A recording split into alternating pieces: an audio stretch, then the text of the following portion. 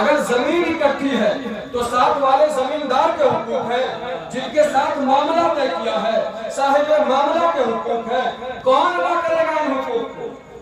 آج ہم ان حقوق سے غافل ہیں اور مسجد میں پہنچ کے نیت کی میں نے 4 رکعت فرض نماز عشاء واسطے اللہ تعالیٰ کے پیچھے اسلام کے منہ میرا کعبہ شریف کی طرف، بھائی آپ کی نماز کیسے قبول ہوگی؟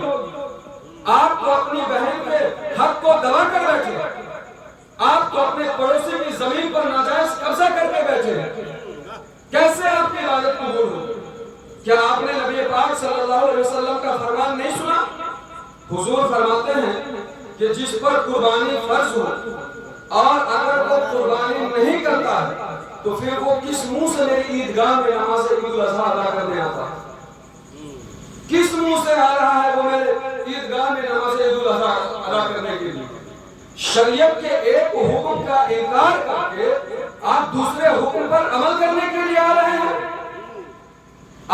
میں یہ نہیں کہتا کہ آپ کی نماز برباد ہو جائے گی، آپ کی نماز ضائع چلی جائے گی، میں آپ کے نماز کے ثواب کا انکار نہیں کر رہا ہوں، لیکن آپ اس وقت بھی تو ڈر گئے ہوتے جب آپ تاش کے پتوں کو ہوا میں اڑا رہے تھے، آپ اس وقت بھی تو ڈر گئے ہوتے جب آپ شراب کے جام کو چھلکا رہے تھے، آپ اس وقت بھی تو ڈر گئے ہوتے جب اپنی بہن کے حق کو دبا رہے تھے، آپ اس وقت بھی تو ڈر گئے ہوتے جب کسی کی زمین پر ناجائز قبضہ کر رہے ہوتے، اس وقت بھی تو ڈر گئے ہوتے۔ حضور علیہ السلام کیا فرماتے ہیں؟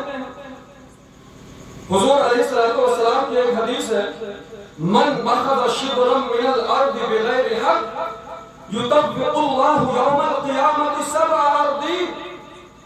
حضور فرماتے ہیں کہ اگر کوئی بندہ کسی کی ایک بالشت زمین پر ناجائز قبضہ کرتا ہے تو اللہ تبارک و تعالی قیامت کے دن اس کے گلے میں 7 زمینوں کا توق ڈالے گا۔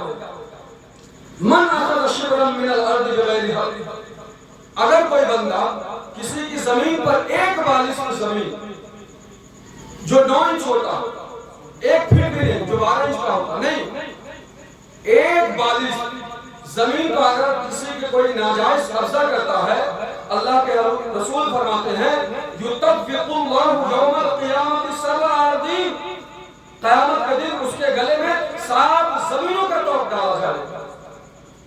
یہ سزا ایک بالشت زمین کی، 7 زمینوں کا توق۔ توق کسے کہتے ہیں؟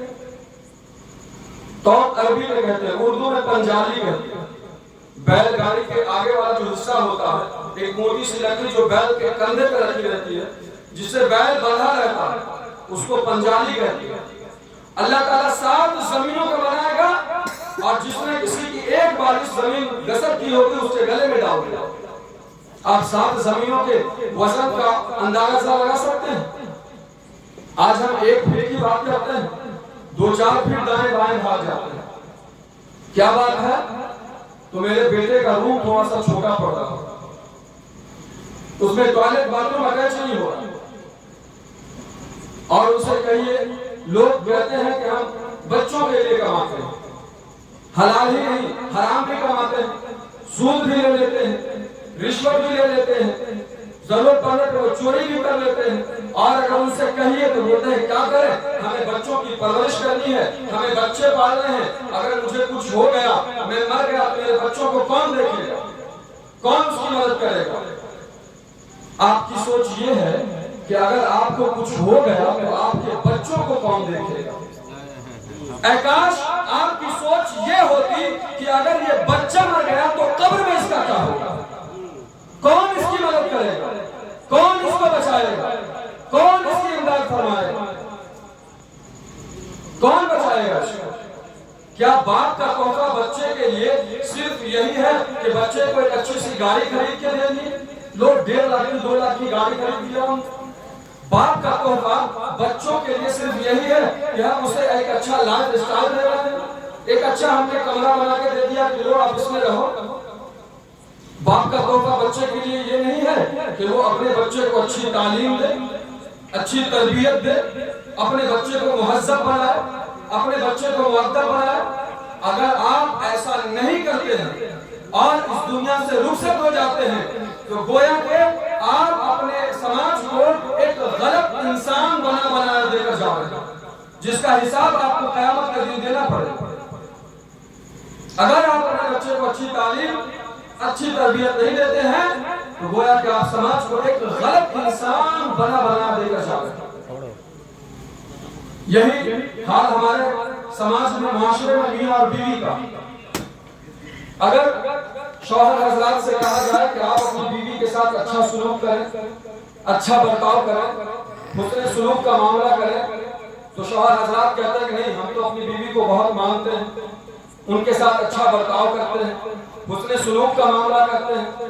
یہ بات تو آپ ہم سے کہہ لیتے ہیں یا سماج سے کہہ لیتے ہیں، لیکن یاد رکھیے گا، آپ ایک کامیاب شوہر اس دن ہوں گے جس دن آپ کے بیوی کے دل سے یہ دعا نکلے گی کہ مولا جیسا شوہر تو نے مجھے عطا کیا ہے ویسا میری بیٹی کو عطا کر۔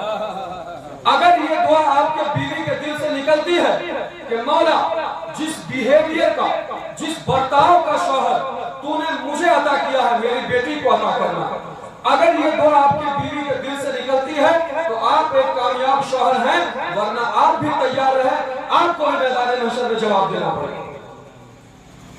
آج ہم معاشرے کی کن کن برائیوں پہ بات کرتے ہیں۔ آج ہم گناہوں کے دلدل میں پھنسے ہوئے ہیں۔ آج ہم اس انتظار میں ہوتے ہیں کہ ہمارے باپ کا انتقال ہو تو بہنوں سے زمین کے کاغذات پہ دستخط کروا دیں۔ ہم اس انتظار میں ہوتے ہیں کہ باپ کا انتقال ہو تو بہنوں سے زمین کے کاغذات پر، پراپرٹی کے کاغذات پہ دستخط کروا لیں۔ کیوں؟